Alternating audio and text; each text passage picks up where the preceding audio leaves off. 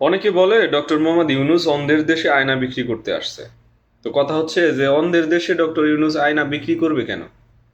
অন্ধের কাজ কি আয়নার সাথে? এক ব্যক্তি তো অনেক কঠিন কইরা বলছে, আমিও তো কঠিন কইরা না বলি।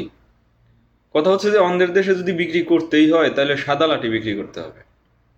আয়না বিক্রি করার যে ধান্দা, এটা তো খুব খারাপ ধান্দা। কারণ হচ্ছে অন্ধের তো আসলে আয়না দিয়ে কোনো কাজ নাই।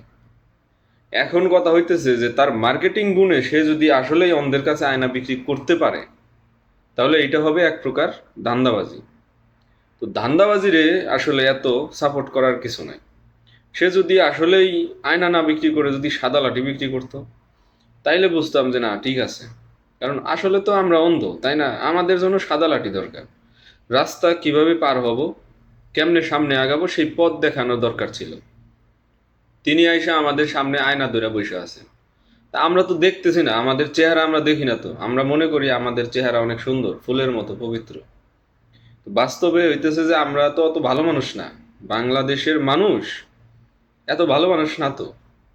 প্রত্যেকটা মানুষ অবৈধ সুযোগ নেওয়ার জন্য টাকা খরচ করে, আর প্রত্যেকটা মানুষ অবৈধ সুযোগ দেওয়ার জন্য টাকা গ্রহণ করে। এই হইতেছে কাহিনী। আপনি রিক্সাওয়ালা মামাদের থেকে শুরু কইরা সচিবালয়ের সচিব পর্যন্ত যাবেন, ম্যাক্সিমাম লোক অবৈধ লেনদেনের সাথে জড়িত। বলবেন রিক্সাওয়ালারা কিভাবে? রিক্সাওয়ালারা কিছুদিন আগে দেখছেন তো যে বিমান, ফাইটার জেট বিধ্বস্ত হয়ে সেরা আপনার মাইলস্টোন কলেজে কি পরিমাণ ক্ষয়ক্ষতি হইল। সেইখানে রিক্সাওয়ালারা নাকি 100 টাকার ভাড়া 1000 টাকা পর্যন্ত হাঁকাইছে। তারপরে যে ফুটপাতের যেই সমস্ত হকাররা পানি বিক্রি করে, আপনার 20 টাকার পানি তারা 600 টাকা পর্যন্ত বিক্রি করছে। তো কথা হইতেছে যে আমাদের দেশে আয়না বিক্রি করে আপনি কি করবেন? আমরা আমাদের চেহারা দেখি না, আমরা অন্ধ। আমাদের পথ দেখান। আমরা যদি সঠিক গন্তব্যে পৌঁছাইতে পারতাম, তাহলে তখন আয়নার প্রয়োজন পড়তো যে না, এখন আসলে আমাদের চেহারাটা দেখি। বাস্তবতা আমরা তো চেহারা দেখি না, দেখতে পাই না, আমাদের তো চোখই নাই, আমরা অন্ধ। তো কথা হইতেছে এই অন্ধের দেশে আইসা আপনি আয়নাই যদি বিক্রি করেন, আপনার বেশ কিছু সমর্থকরা মানে খুব আক্ষেপ নিয়ে বলে যে অন্ধের দেশে ইউনূস সাহেব আয়না বিক্রি করতে আসছে। তো কথা হচ্ছে আপনার আয়না বিক্রি করার লাগবে কেন? এই দেশে আয়না বিক্রি করে লাভ নাই তো। কারণ এই দেশের মানুষ সবাই অন্ধ। সবাই অন্ধ, চোখ থাকতেও অন্ধ, কেউ কিচ্ছু দেখে না। আপনার এই যে আপনি কি বলবো, আপনি নিজেও তো তাই।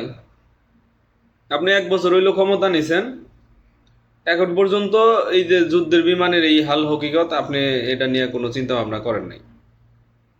ঠিক আছে, দেশের আইন শৃঙ্খলা পরিস্থিতি কোনো উন্নতি নাই, আপনি বরং বলেন অভিমান করে যে দেশের এই অবস্থা থাকলে নির্বাচন কেমনে হবে।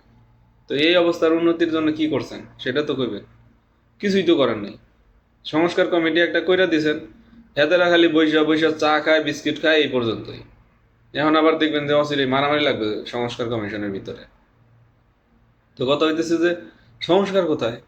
যে সংস্কার কমিশন, এই সংস্কার কমিশনই পক্ষপাতিত্ব আচরণ করতেছে বলে অভিযোগ উঠছে। তো কথা হইতেছে যে আপনি কারে দিয়ে কি করবেন? এখানে আয়না বিক্রি করার ধান্দা করে লাভ নাই, এখানে সাদা লাঠি বিক্রি করেন। রাস্তা যেটা দিয়ে রাস্তা পার হইতে পারবে মানুষ, সামনে আগায় যেতে পারবে।